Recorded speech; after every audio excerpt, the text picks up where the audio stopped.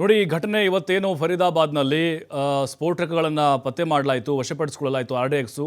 ಅದಕ್ಕೂ ಮತ್ತು ಇವತ್ತಿನ ದೆಹಲಿ ಘಟನೆಗೂ ಒಂದಕ್ಕೊಂದು ಸಂಬಂಧ ಇರುವಂಥ ಸಾಧ್ಯತೆಗಳೇ ಹೆಚ್ಚಾಗಿದ್ದಾವೆ. ಇನ್ನು ಆಸ್ಪತ್ರೆಗೆ ಅಮಿತ್ ಶಾ ಅವರು ಕೂಡ ಭೇಟಿ ಕೊಟ್ಟು ಆರೋಗ್ಯವನ್ನು ವಿಚಾರಿಸಿದರೆ ಗಾಯಾಳುಗಳದ್ದು. ಹಿರಿಯ ಅಧಿಕಾರಿಗಳು ಕೂಡ ಸ್ಥಳದಲ್ಲೇ ಬೀಡು ಬಿಟ್ಟಿದ್ದಾರೆ. ಘಟನೆಯ ಬಗ್ಗೆ ವಿವರವನ್ನು ಕಲೆ ಹಾಕ್ತಾ ಇದ್ದಾರೆ. ಅದರ ಜೊತೆಗೆ CCTV ಫುಟೇಜ್ಗಳನ್ನು ಕೂಡ ಈಗ ಜಾಲಾಡ್ತಾ ಇದ್ದಾರೆ. ಆ ಘಟನಾ ಸ್ಥಳದಲ್ಲಿ ದೃಶ್ಯ ಹೇಗಿದೆ ಅಂತ ಹೇಳಿದ್ರೆ ಸ್ಮಶಾನಕ್ಕಿಂತ ಬಹಳ ಭೀಕರವಾಗಿದೆ. ಈ ಉಕ್ರೇನು ರಷ್ಯಾ ಅಲ್ಲೆಲ್ಲ ನಾವು ನೋಡ್ತಾ ಇದ್ದ ದೃಶ್ಯಗಳನ್ನು ಸೇಮ್ ಟು ಸೇಮ್ ಹಾಗೆ ಕಾಣಿಸ್ತಾ ಇದೆ.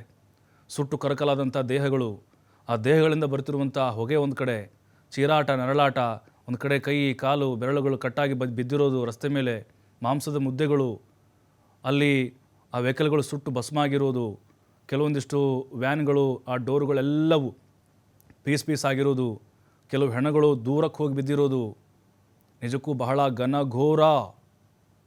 ದೇಶದ ಭದ್ರತೆ ವಿಚಾರಕ್ಕೆ ಬಂದಂಥ ಸಂದರ್ಭದಲ್ಲಿ ಇಲ್ಲಿ ಆ ವಾಹನ ಹೇಗೆ ಒಳ ಬಂತು, ದೆಹಲಿಗೆ ಹೇಗೆ ಪ್ರವೇಶ ಮಾಡ್ತದು, ಅಲ್ಲಿ ಪರಿಶೀಲನೆ ಮಾಡಿರಲಿಲ್ವ ಅಧಿಕಾರಿಗಳು, ಎಲ್ಲಿಂದ ಬಂತಿದ್ದು, ಫರೀದಾಬಾದ್ನಿಂದ ಇಲ್ಲಿಗೆ ಬಂದಿರ್ಬೋದಾ, ಅಥವಾ ಉಗ್ರರು ಮೊದಲೇ ಈ ರೀತಿ ಸ್ಕೆಚ್ ಹಾಕಿ ಎಲ್ಲ ರೆಡಿ ಮಾಡ್ಕೊಂಡಿದ್ರಾ?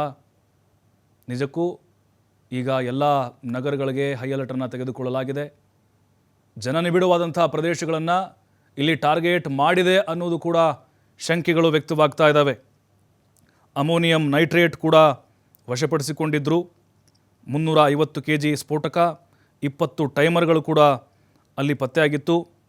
ಹಾಗೆ ಮಾರುತಿ ಸುಜುಕಿ ಸ್ವಿಫ್ಟ್ ಕಾರನ್ನು ಕೂಡ ಪೊಲೀಸರು ವಶಪಡಿಸಿಕೊಂಡಿದ್ದರು. ಅಂದರೆ ಇದೆಯಾ ಇಲ್ವಾ ಅಂಥೇಳಿ ಅಲ್ಲಿ ಶೋಧ ಮಾಡಲಾಗಿತ್ತು. ಎಲ್ಲಿ ಫರೀದಾಬಾದ್ನಲ್ಲಿ ಮನೆ ಮೇಲೆ ದಾಳಿ ಮಾಡಿದಂಥ ಸಂದರ್ಭದಲ್ಲಿ. ಬಟ್ ಈಗ ಒಂದಕ್ಕೊಂದು ಎಲ್ಲೋ ಲಿಂಕ್ ಇರ್ಬೋದು ಅನ್ನುವಂಥ ಅನುಮಾನಗಳು ಪೊಲೀಸರಿಗೆ ಜಾಸ್ತಿ ಆಗ್ತಾ ಇದೆ. ಈಗಲೇ ನಾವು ಅಧಿಕೃತವಾಗಿ ಘಟನೆ ಹೀಗೆ ಆಗಿದೆ ಅನ್ನುವಂಥದ್ದು ಹೇಳೋಕ್ಕಾಗೋದಿಲ್ಲ. ಉದ್ವಿಗ್ನವಾದಂತಹ ಪರಿಸ್ಥಿತಿ ಸ್ಥಳದಲ್ಲಿ ನಿರ್ಮಾಣ ಆಗಿಬಿಟ್ಟಿದೆ. ಕೆಂಪುಕೋಟೆಯ ಸುತ್ತಲೂ ಮತ್ತೆ ಪೊಲೀಸ್ ಭದ್ರತೆಯನ್ನು ಹೆಚ್ಚಳ ಮಾಡಲಾಗಿದೆ.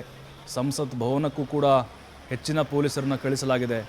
ಇಂಡಿಯಾ ಗೇಟ್ ಹತ್ತಿರವೂ ಕೂಡ ಅಷ್ಟೇ, ಮತ್ತು ಅಯೋಧ್ಯೆ ರಾಮ ಮಂದಿರ ಅಲ್ಲೂ ಕೂಡ ಹೆಚ್ಚಿನ ಭದ್ರತೆ ನಿಯೋಜನೆ ಮಾಡಲಾಗಿದೆ. ಎಲ್ಲೆಲ್ಲಿ ಜನ ಜಾಸ್ತಿ ಹೋಗ್ತಾರೋ ಆ ಸ್ಥಳಗಳಿಗೆ, ಮತ್ತು ನಮ್ಮ ಬೆಂಗಳೂರಿನಲ್ಲೂ ಕೂಡ ಅಷ್ಟೇ. ದೆಹಲಿಯ ಕ್ರೈಮ್ ಬ್ರಾಂಚ್ ಪೊಲೀಸರ ತಂಡ ಈಗ ತನಿಖೆಯನ್ನು ಚುರುಕುಗೊಳಿಸಿದೆ. ಚಾಂದಿನಿ ಚೌಕ್ ಏನಿದೆ ಅಲ್ಲಿ ಆಗಿರುವಂಥ ಘಟನೆ ಇದು. ಲಾಲ್ ಕಿಲಾ ಗೇಟ್ ನಂಬರ್ 1 ಹತ್ತಿರ. ಅಲ್ಲಿ ಪ್ರವಾಸಿಗರ ಸಂಖ್ಯೆ ಕೂಡ ಸಹಜವಾಗಿ ಹೆಚ್ಚಾಗಿರುತ್ತೆ. ಕೆಂಪುಕೋಟೆಯನ್ನು ವೀಕ್ಷಣೆ ಮಾಡಲಿಕ್ಕೆ ಬರೋರು, ಮತ್ತು ಅಲ್ಲಿ ಸ್ಥಳೀಯರೇನು ಮೆಟ್ರೋ ಓಡಾಡುವಂಥವರು ಅಲ್ಲಿ ಕೂಡ ಅವರಿದ್ದರು.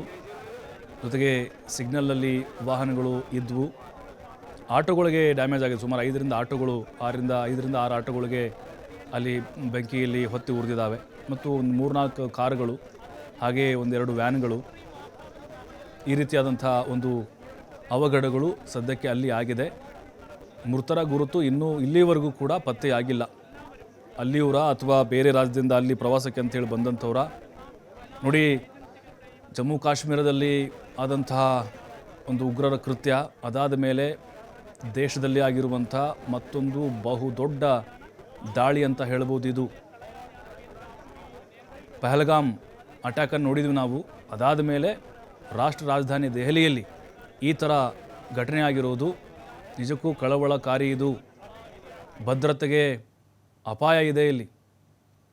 ಯಾಕಂತ ಹೇಳಿದ್ರೆ ಈಗ ವಿಧ್ವಂಸಕ ಕೃತ್ಯಗಳನ್ನು ಮಾಡಲಿಕ್ಕೆ ಭಾಳ ದೊಡ್ಡ ಮಟ್ಟದ ಸ್ಕೆಚ್ಗಳು ಕೂಡ ರೆಡಿಯಾಗಿದ್ವು. ಗುಪ್ತಚರ ಇಲಾಖೆಯವರು ಯಾಕೆ ಮೊದಲೇ ಅಲರ್ಟ್ ಆಗಲಿಲ್ಲ, ಇವರು ಭದ್ರತೆನ ಯಾಕೆ ಹೆಚ್ಚಳ ಮಾಡಲಿಲ್ಲ, ಈ ರೀತಿ ಘಟನೆ ಆಗುತ್ತೆ ಅನ್ನುವಂಥ ಸುಳಿವು ಕೂಡ ಅಧಿಕಾರಿಗಳಿಗೆ ಸಿಕ್ಕಿರಲಿಲ್ವಾ? ಈ ಸಹಜವಾಗಿ ಪ್ರಶ್ನೆಗಳು ಬಂದೇ ಬರುತ್ತೆ. ಯಾಕೆಂದರೆ ಅನುಭವ ಆಗಿದೆ. ಈಗ ಆಲ್ರೆಡಿ ಪುಲ್ವಾಮಾ ಅಟ್ಯಾಕ್ ಇದೇ ಮಾದರಿಯಲ್ಲಿ ಆಗಿರೋದು, ಕಾರಿನಲ್ಲಿ ತೊಗೊಂಡು ಹೊಡೆದಿರೋದು. ಬಟ್ ಈಗ ಈ ಘಟನೆ ಹಿಂದೆ ಉಗ್ರ ಸಂಘಟನೆಯ ಸಂಚು ಇರಬಹುದು, ಭಯೋತ್ಪಾದನಾ ಕೃತ್ಯದ ನಂಟಿರಬಹುದು ಅನ್ನುವಂಥ ಅನುಮಾನಗಳಿದ್ದಾವೆ. ಆ ಸ್ಫೋಟದ ತೀವ್ರತೆ ಹೇಗಿತ್ತು ಅಂತ ಹೇಳಿದ್ರೆ, ಅಲ್ಲಿ ಸುತ್ತಮುತ್ತಲೂ ಇದ್ದಂತಹ ಕಟ್ಟಡಗಳು ಒಂದು ಕ್ಷಣ ಶೇಕ್ ಆಗಿದ್ದಾವಂತೆ. ಭೂಕಂಪ ಆದಂಥ ಅನುಭವ ಅವರಿಗಾಗಿದೆ ಸ್ಥಳೀಯರಿಗೆ. ಎಲ್ಲವೂ ಅಲಗಾಡಿಬಿಟ್ಟಿದೆ. ಅಲ್ಲಿ ಅಂಗಡಿ ಮುಂಗಟ್ಟುಗಳು, ಅದೃಷ್ಟವಶಾತ್ ಇದು ಅಲ್ಲಿ ರಸ್ತೆಯಲ್ಲಿ ಆಗಿರೋದ್ರಿಂದಾಗಿ ಇನ್ನೂ ಹೆಚ್ಚಿನ ಅನಾಹುತ ಆಗೋದನ್ನು ತಡೆದಿದೆ. ಇದು ಏನೋ ಅಂಗಡಿ ಮುಂಗಟ್ಟು ಅಥವಾ ಕಟ್ಟಡದ ಅಕ್ಕಪಕ್ಕ ಆಗಿದ್ರೆ ಇನ್ನೂ ದೊಡ್ಡ ಪ್ರಮಾಣದ ಸಾವು ನೋವು ಆಗುವಂತಹ ಸಾಧ್ಯತೆಗಳು ಹೆಚ್ಚಾಗಿತ್ತು. ಈಗ कार में एक ब्लास्ट हुआ है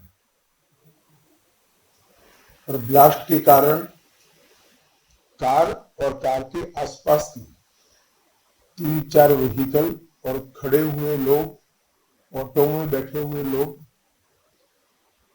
इंजर्ड भी हुए हैं और कुछ मृत्यु भी हुई है। अस्पताल के सूत्रों के अनुसार अब तक 8 लोगों की मृत्यु हो चुकी है। कुछ लोग इंजर्ड हैं, इनका इलाज यहां पर चल रहा है। हम सभी एंगल को खुला रखते हुए इसकी गहन जांच शुरू कर दी है। जैसे ही ब्लास्ट की सूचना मिली, Delhi police special cell, crime branch, NIA की टीम, एसपीजी की टीम, एफएसएल की टीम मौके पर पहुंच गई है और सभी प्रकार की जांच हम तेजी से कर रहे हैं। कुछ ही समय में मैं आशा करता हूं कि धमाके का कारण क्या है उसके निर्णय पर हमारी एजेंसियां पहुंच जाएगी और एफएसएल की सीनियर मोस्ट टीम भी यहां पर पहुंची। धमाके की सूचना आने के बाद तुरंत ही माननीय प्रधानमंत्री जी का मुझे फोन आया था। उसके बाद प्राथमिक इंफॉर्मेशन लेकर मैंने प्रधानमंत्री जी को भी ब्रीफ किया है। अभी यहां से मैं घटना स्थल पर जाने के लिए निकल रहा हूं और कल एक बड़े सवेरे ही सीनियर लोगों की टीम के साथ गृह मंत्रालय में बैठक कर इसकी डिटेल जांच की जाएगी। सर, आपको लगता है कि इस हमले के पीछे जो ब्लास्ट हुआ इसके पीछे कोई आतंकी हमला है या कोई भी प्लानिंग यहाँ पर की जा रही है?